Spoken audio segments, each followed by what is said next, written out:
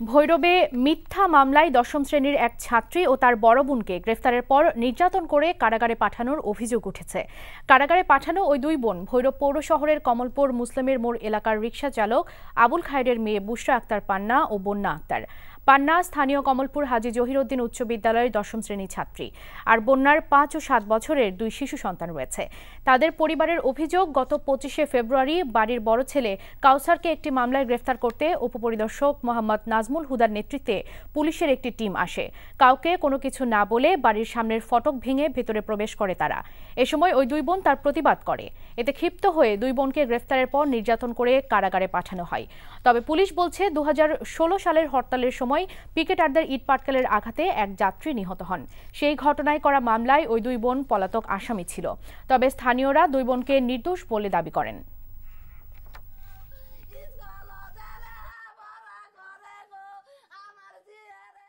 আমার মেয়ে দুইটা কবুতরের বাচ্চারা ধরে গেছে, নির্যাতন করছে, এমন মার মারছে, বেড়া পুলিশও মারছে, বেডি পুলিশও মারছে।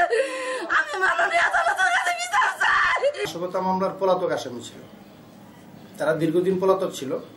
তাদেরকে আমরা 2 দিন আগে ওই মামলায় সংবাদ পাই তারা বাড়িতে আছে, তাদেরকে বাড়ি থেকে গ্রেপ্তার করে আনি।